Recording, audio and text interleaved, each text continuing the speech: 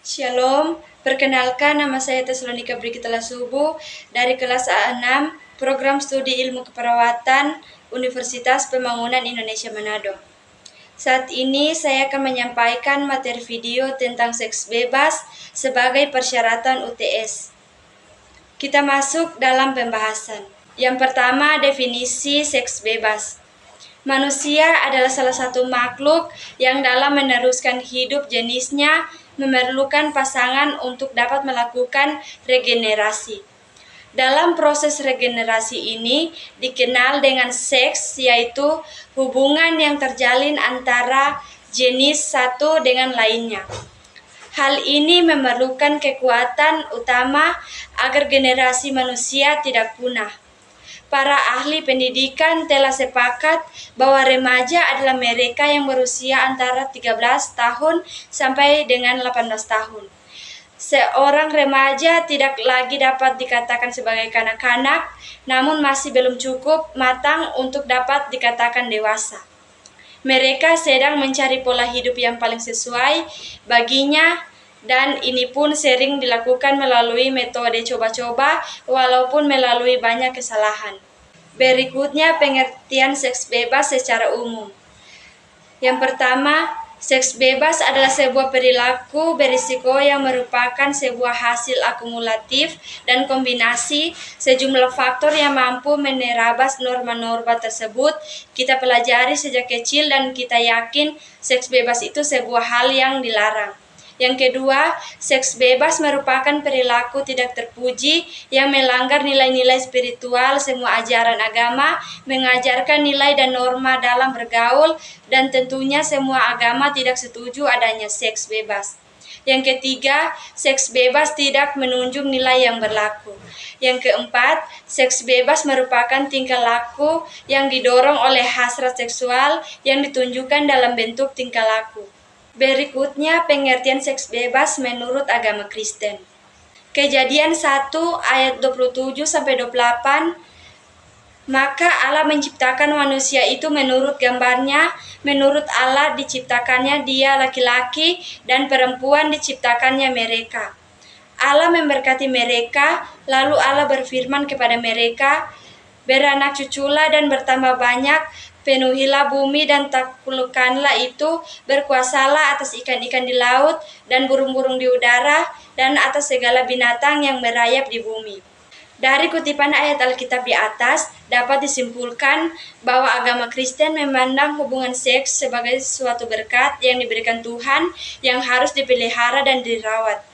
Seks merupakan suatu kenikmatan tersendiri bagi setiap orang yang melakukannya.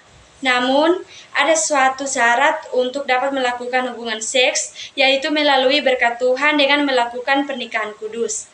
Jika kita memandang keadaan sekitar, kita anugerah seks mulai disalahartikan oleh sebagian masyarakat Indonesia, khususnya para remaja.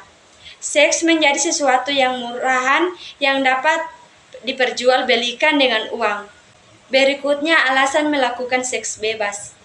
Segala sesuatu itu tidak akan terjadi jika tidak ada sebabnya. Seperti pepatah mengatakan, tak akan ada asap jika tidak ada api. Oleh karena itu, seks bebas pun ada sebab mengapa dilakukan di kalangan remaja. Berikutnya faktor-faktor yang mempengaruhi seks bebas diantaranya, yang pertama, adanya pertentangan dari lawan jenis. Yang kedua, adanya tekanan dari keluarga dan teman. Yang ketiga, kurangnya pengetahuan remaja tentang seks bebas. Yang keempat, kurangnya perhatian dari keluarga khususnya orang tua. Yang kelima, tipisnya keimanan. Yang keenam, kondisi stres yang dialami oleh remaja. Berikutnya cara menolong pelaku seks bebas, yaitu pemulihan. Pemulihan dapat diartikan sebagai suatu proses untuk mengembalikan individu, keluarga, kelompok, atau masyarakat. Segera temukan orang yang tepat untuk mencurahkan isi hati dan rahasia kelam ini. Walau sudah tak ada solusi, karena sudah tidak bisa menyeret si pelaku ke sidang pengadilan, namun akan ada memberi jalan untuk mengurangi beban penyembuhan dendam. Bercerita pada orang yang dapat dipercaya adalah salah satu obat yang paling baik. Keadilan suatu hari akan didapatkan dengan cara dan jalan yang tak perlu dipikirkan karena ada Sang Pencipta yang punya keadilan semesta. Temukan saja satu orang yang tepat, tak perlu banyak orang, dan temukan kedamaian di dalam hati. Berikutnya pandangan Kristen terhadap seks bebas. Yang pertama, hubungan seksual hanya dilakukan oleh sepasang suami istri yang sah secara hukum gereja meski tidak secara sakramen. Yang kedua, hubungan seksual hanya dilakukan dengan lawan jenis sebab homoseksualitas melawan hukum kodrat. Akan tetapi manusia yang memiliki dorongan homoseksualitas dipandang gereja mengalami cobaan yang berat dan perlu dilayani dengan adil, bukan dengan memojokkan atau mengadili. Yang ketiga, hubungan seksual dilakukan sebagai perwujudan cinta kasih, bukan karena pemenuhan nafsu belaka. Yang keempat, hubungan seksual selalu diarahkan pada kelahiran manusia baru.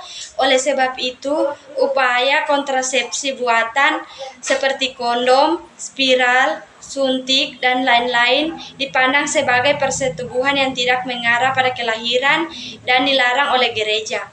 Dalam pandangan yang sama, perbuatan seksual selain penetrasi penis melalui vagina tidak dibenarkan. Yang kelima, incest. Hubungan seksual antara sanak saudara atau ipar juga kepada muda pedofilia tidak dibenarkan oleh gereja. Demikian materi video dari saya. Terima kasih. Masih bingung mau kuliah di mana? Universitas Pembangunan Indonesia Manado solusinya. Unti Manado, Unti Kampus Merdeka, Kampus Biru Maju. Puter-puter jari.